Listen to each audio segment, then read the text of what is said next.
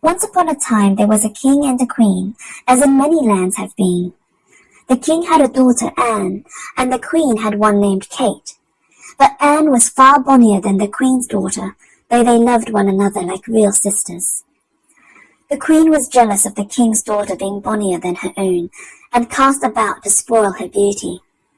So she took counsel of the henwife, who told her to send the lassie to her next morning fasting. So next morning early the queen said to Anne, "Go, my dear, to the henwife in the glen, and ask her for some eggs." So Anne set out, but as she passed through the kitchen she saw a crust, and she took and munched it as she went along. When she came to the henwife's, she asked for eggs, as she had been told to do. The henwife said to her, "Lift the lid off that pot there and see." The lassie did so, but nothing happened. "Go home to your Minnie and tell her to keep her larder door better locked," said the henwife. So she went home to the queen and told her what the henwife had said. The queen knew from this that the lassie had had something to eat, so watched the next morning and sent her away fasting. But the princess saw some country folk picking peas by the roadside, and being very kind, she spoke to them and took a handful of the peas, which she ate by the way. When she came to the henwife, she said, "Lift the lid off that pot and you'll see." So Anne lifted the lid, but nothing happened. Then the henwife was very angry and said to Anne, "Tell your Minnie the pot won't boil if the fire's away." So Anne went home and told the queen. The third day the queen goes along with the girl herself to the henwife. Now this time, when Anne lifted the lid off the pot, off falls her own pretty head, and on jumps a sheep's head. So the queen was now quite satisfied, and went home. Her own daughter Kate, however, took a fine linen cloth and wrapped it round her sister's head, and took her by the hand, and they both went out to seek their fortune. They went on, and they went on, and they went on, till they came to a castle. Kate knocked at the door and asked for a night's lodging for herself and a sick sister. They went in and found it was a king's castle who had 2 sons, and one of them was sickening away to death, and no one could find out what ailed him. And the curious thing was that whoever watched him at night was never seen any more. So the king had offered a peck of silver to anyone who would stop up with him. Now Katie was a very brave girl, so she offered to sit up with him. Till midnight all goes well.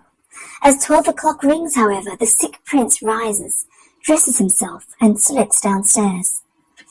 Kate followed, but he didn't seem to notice her. The prince went to the stable, saddled his horse, called his hound, jumped into the saddle, and Kate leapt lightly up behind him. Away rode the prince and Kate through the greenwood, Kate, as they passed, plucking nuts from the trees and filling her apron with them. They rode on and on till they came to a green hill. The prince here drew bridle and spoke, "Open, open, green hill, and let the young prince in with his horse and his hound." And Kate added, "And his lady him behind." Immediately the green hill opened and they passed in.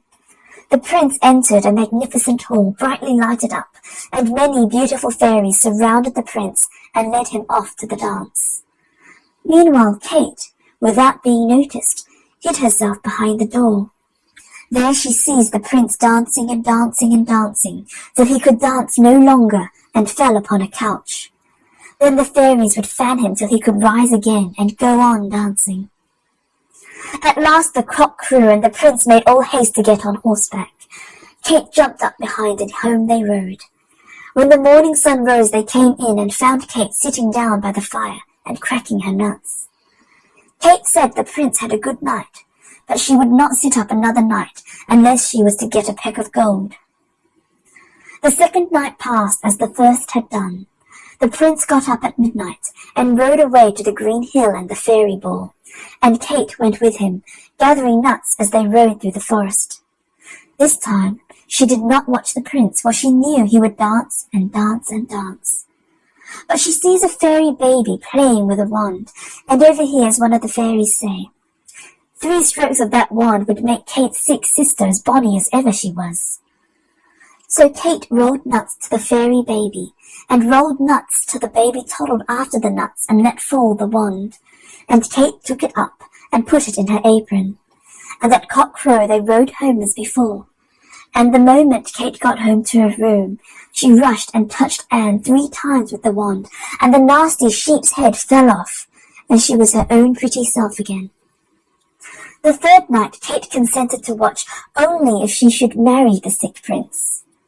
All went on as on the first 2 nights. This time the fairy baby was playing with a birdie.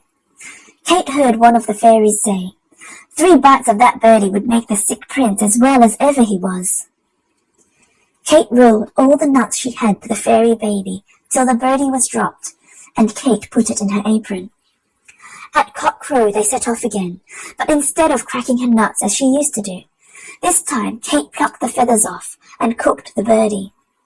Soon there arose a very savoury smell. "Oh," said the sick prince, "I wish I had a bite of that birdie." So Kate gave him a bite of the birdie, and he rose up on his elbow. By and by he cried out again, "Oh, if I had another bite of that birdie!" So Kate gave him another bite, and he sat up on his bed. Then he said again, "Oh, if only I had a 3rd bite of that birdie!" So Kate gave him a 3rd bite, and he rose quite well, dressed himself, and sat down by the fire. And when the folk came in next morning, they found Kate and the young prince cracking nuts together. Meanwhile his brother had seen Annie, and had fallen in love with her, as everybody did who saw her sweet pretty face. So the sick son married the well sister, and the well son married the sick sister, and they all lived happy and died happy, and never drank out of a dry cappy. You be mumu? You think they wise?